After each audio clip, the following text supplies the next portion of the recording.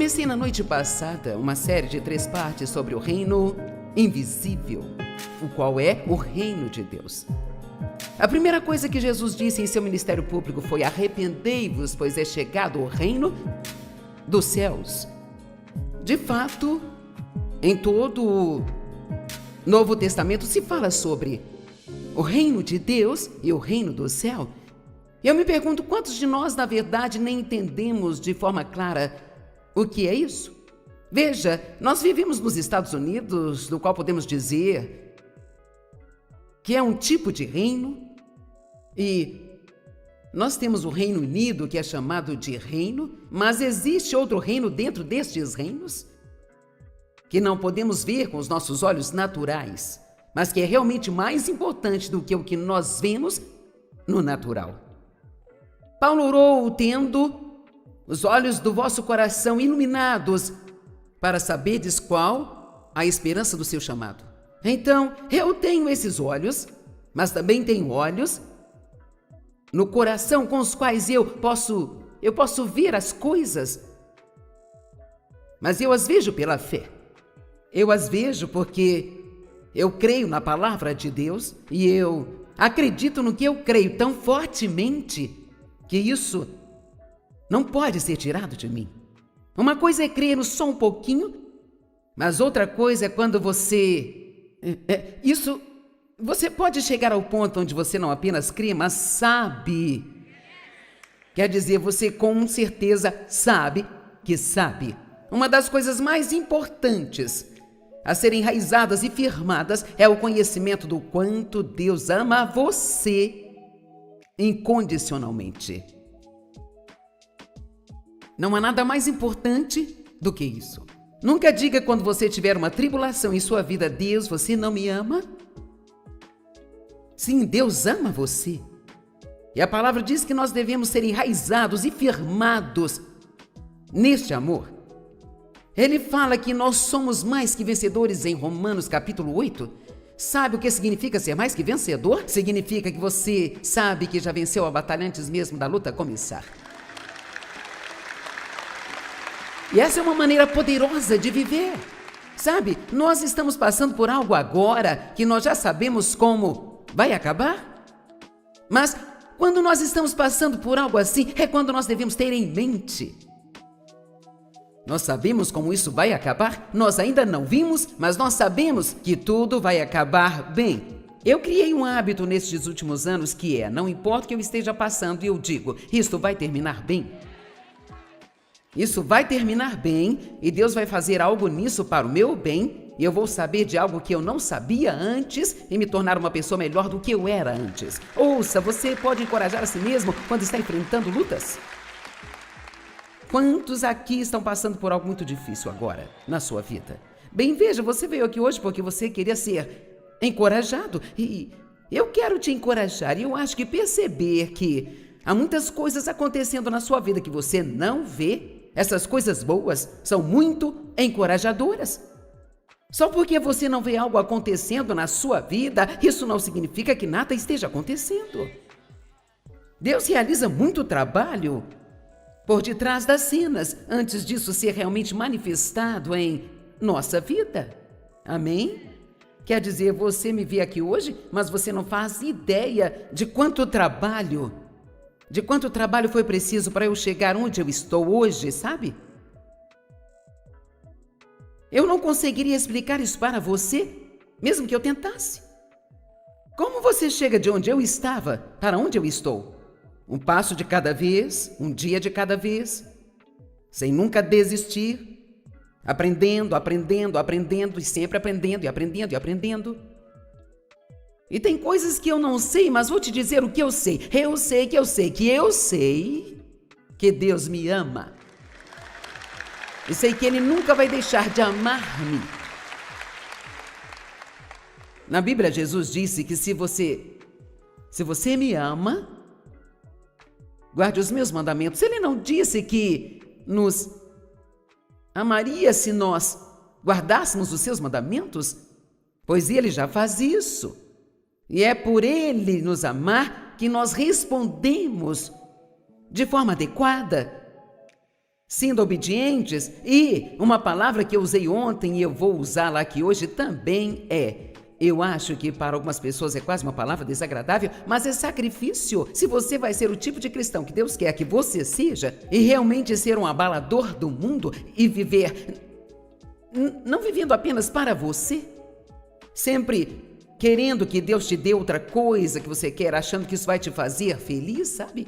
Existe muito mais do que isso. A eternidade, ela é para sempre. Nós não conseguimos compreender isso com nossas mentes, sabe? Você lê em Gênesis a genealogia daquelas primeiras gerações e aquilo era tão poderoso e tão forte, sabe? Que no início Adão viveu 900 anos e então os seus filhos viveram 860, 850 anos e então Matusalém viveu, eu acho que foi 930 anos e levou muito tempo para o diabo nos ensinar como morrer, sabe, gente? E na medida que você lê, a expectativa de vida é mais e mais curta.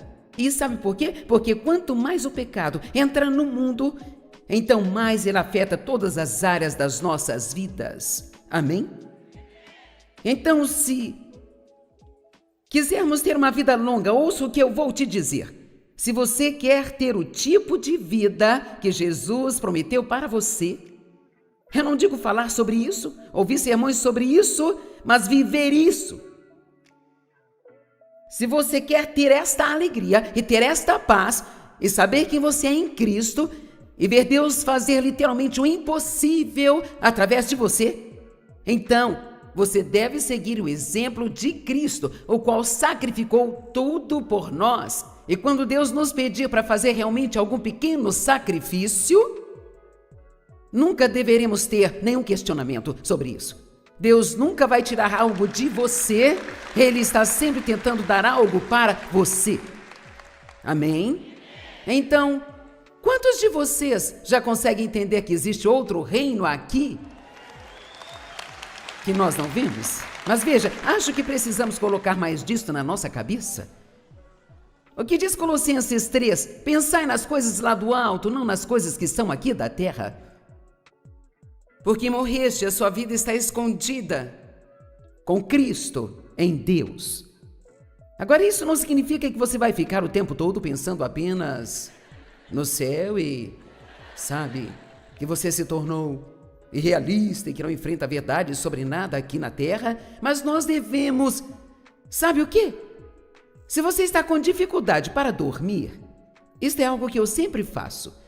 Está tudo bem, porque Deus diz que devemos ser como uma criancinha, então você pode fazer coisas que não são realmente muito adultas. Sabe, se você quer se divertir um pouquinho com Deus, eu gosto de me deitar à noite, enquanto espero para dormir, eu penso em como vai ser quando Deus terminar comigo aqui. Eu penso que Ele vai vir e me buscar e me levar através dos portões de pérolas, Ele vai... E eu fico imaginando como vai ser encontrar-me com Ele, sobre o que nós vamos falar e sobre o quão diferente as coisas serão. Você vai dormir rapidamente quando pensar em coisas assim. Agora, se você ficar preocupado, o diabo vai mantê-lo acordado a noite toda. Estão ouvindo-me? Mas, se você começar a colocar a sua mente em Deus, você vai dormir rapidamente. Sabe, eu acho que é a razão pela qual Deus não nos disse mais do que Ele já nos disse sobre como é o céu. Nós sabemos que lá não haverá lágrimas, nem pranto, nem tristeza, nem dor. Sabe, vai ser lindo, rosto de ouro e coisas assim. Mas há muito que nós não sabemos exatamente o que vamos fazer lá, sabe, estas coisas. E eu acho que a razão pela qual Deus não nos disse mais é simplesmente porque é tão surpreendente que nós não conseguiríamos entender isso, ainda que Deus tentasse nos mostrar. É por isso que às vezes, quando você lê o Apocalipse, você diz o quê? Porque João teve uma visão dessas coisas celestiais e ele estava tentando explicá-las em termos que as pessoas possam compreender, e eu acho que haverá coisas tão surpreendentes e maravilhosas lá, quando finalmente sairmos desse corpo. Imagine a liberdade. Comer e nunca engordar. sem celulite. Músculos sem exercícios. Eu não sei, isso vai ser simplesmente maravilhoso. Então, nós vivemos neste reino invisível e em 1 Coríntios 13 diz que quando esse dia chegar, porque agora nós vemos como no espelho, em enigma, e nós vemos as coisas, mas de um jeito obscuro, nublado. Você meio que vê algumas coisas, mas não as vê claramente, sabe? Mas quando esse dia chegar, quando Cristo vier nos buscar, a Bíblia diz que vamos vê-lo face a face. Uau, isso é emocionante. Nós vamos vê-lo face a face e nós vamos, agora vimos em parte, mas então saberemos completamente. Veja, todas as coisas que você tem dúvidas a respeito, um dia elas serão respondidas, mas quando chegar a resposta, você nem se importará. Nós muitas vezes quase enlouquecemos com perguntas. Em Mateus capítulo 16, começando no versículo 13, a palavra está dizendo: indo Jesus para os lados de Cesareia de Filipe, perguntou a seus discípulos: quem diz o povo ser o Filho do Homem? Eles responderam: uns dizem João Batista, outros Elias, e outros Jeremias, ou algum dos profetas. E Jesus continuou: mas e vocês, quem dizeis que eu sou? Veja, você não pode entrar no céu porque você herdou a fé da sua mãe. Você tem que ter a sua própria caminhada com Deus. Tem que ter a sua própria fé. Você deve conhecê-lo por si mesmo. Quem vocês dizem que eu sou? E Pedro, como sempre queria falar, disse: tu és o Cristo, o Filho do Deus vivo. Sabe, eu acho que eu não posso explicar isso de uma maneira que seria próximo de como isso deve ter soado. Você é quem você diz que eu sou. Tu és o Cristo, o Filho do Deus vivo.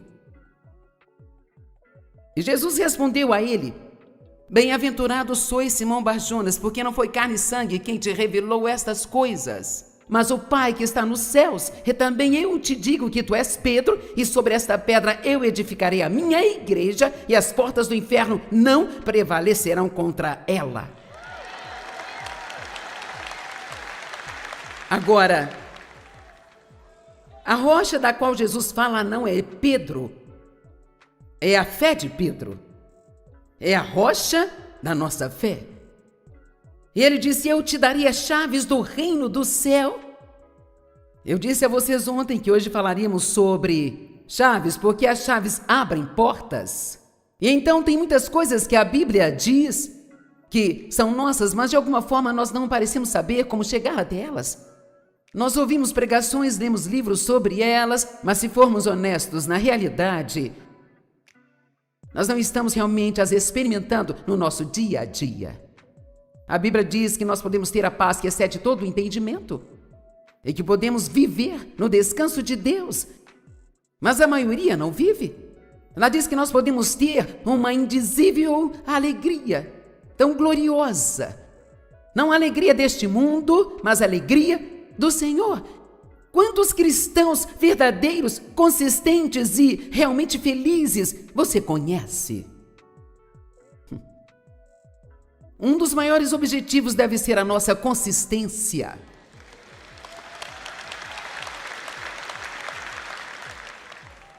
Otimistas o tempo todo, orando em todo o tempo,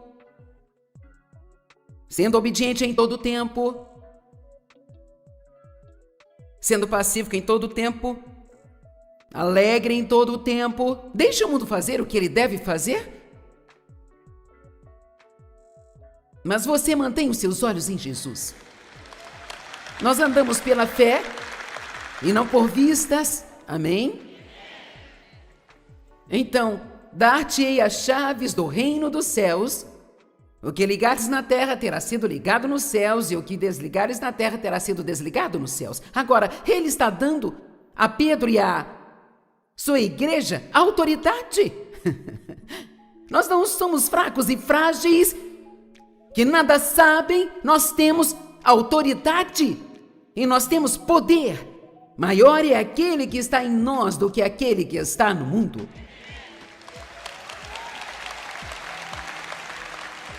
Livre-se das palavras "eu não posso". Exclua isso do seu vocabulário. Há momentos em que precisamos admitir que não podemos fazer algo e você não pode fazer tudo o que quer fazer, mas o que quer que Deus te diz para fazer, isso você pode fazer.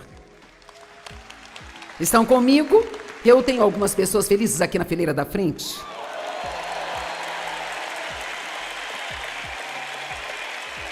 Veja, às vezes nós queremos ter autoridade sobre um demônio e não temos autoridade sobre uma pia de pratos sujos na nossa casa.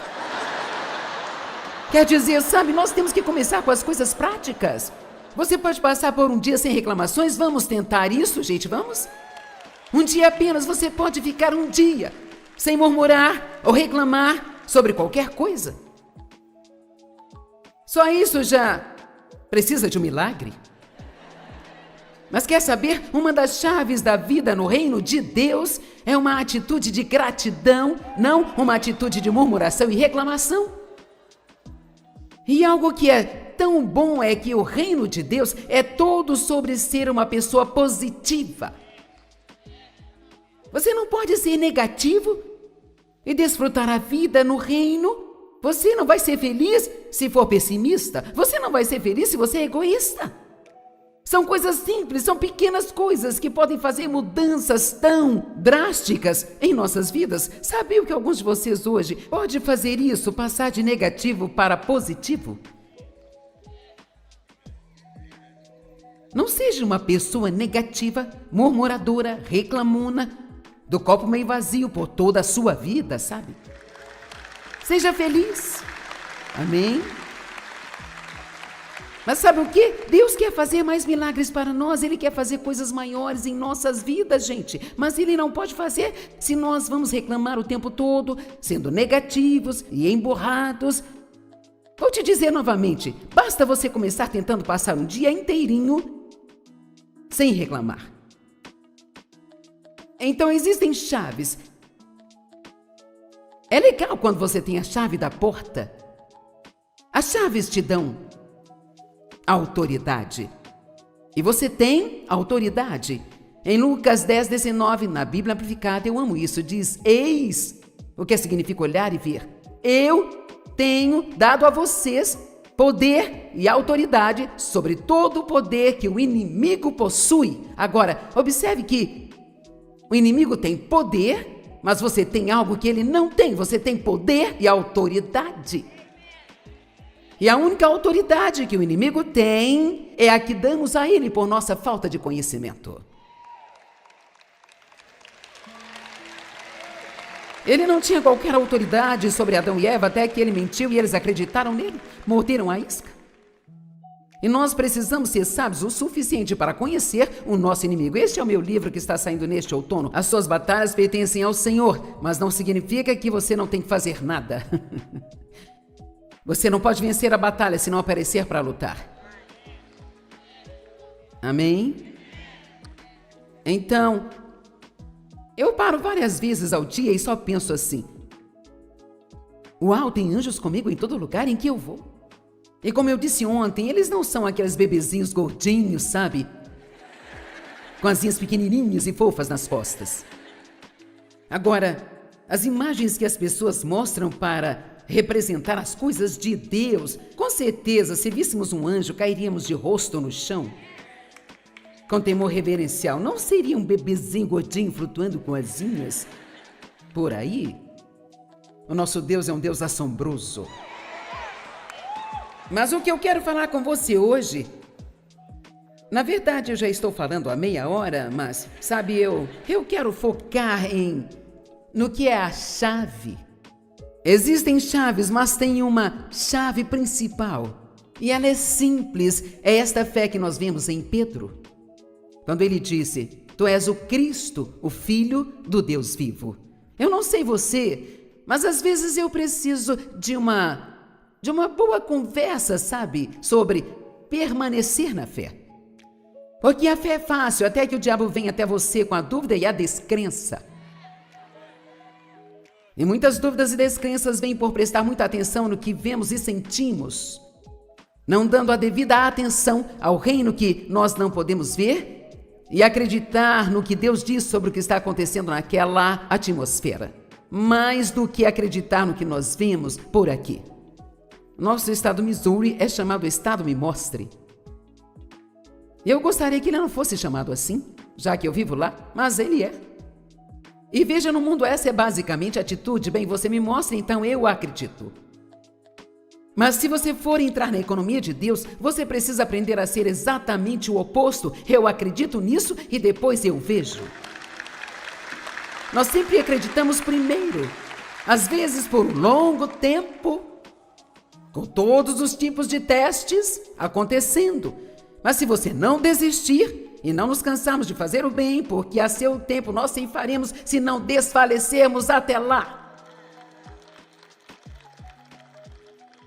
Quando o diabo encontra alguém que se recusa a desistir, seus dias estão contados. Amém? Hebreus 11. O que é fé? Eu gosto muito de ler Hebreus 11 de vez em quando. Lá está dizendo assim: ora, a fé é a certeza das coisas que se esperam, a convicção de fatos que se não veem. A fé é a substância, diz a Bíblia Amplificada. Então é algo real, tem uma substância. A fé é uma substância das coisas que nós esperamos, é a evidência das coisas que nós não vemos. Então, eu não posso ter no natural antes que eu tenha primeiro pela fé. Quando eu comecei a servir a Deus, eu sempre acreditei que por ter sido abusada, eu teria que estar satisfeita com uma vida de segunda classe. Eu nunca imaginei lá atrás que eu faria o que eu estou fazendo aqui hoje, sabe? Isso é realmente um milagre. Mas sabe, não foi algo que apenas aconteceu de repente. Houve muito trabalho duro e muito sacrifício e piscinas cheias de lágrimas e eu parei e comecei de novo, eu desisti, depois parei e comecei de novo. Ouvindo sermões, lendo livros, e lendo livros, e lendo livros, e lendo livros, e lendo livros, e lendo a Bíblia, e lendo. Isso não é apenas, sabe, um dia isso te esgota.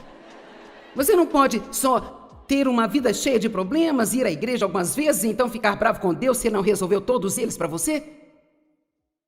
Eu me lembro de uma senhora que me procurou uma vez. Eu estava em algum lugar na costa leste, mas não me lembro exatamente onde. E foi quando nós tínhamos poucas pessoas em nossas reuniões e eu consegui orar por todo mundo no final. E ela veio e ela olhou para mim e disse: eu quero meu dinheiro de volta. Eu disse: eu não entendo o que você está dizendo. Ela disse: escute, eu venho fazendo o que você mandou fazer há 3 semanas e nada mudou ainda, sabe? Sinceramente, foi difícil para mim não rir na cara dela. Nós podemos dar ao diabo 50 anos para nos destruir, mas não queremos dar a Deus mais de 3 semanas para nos consertar.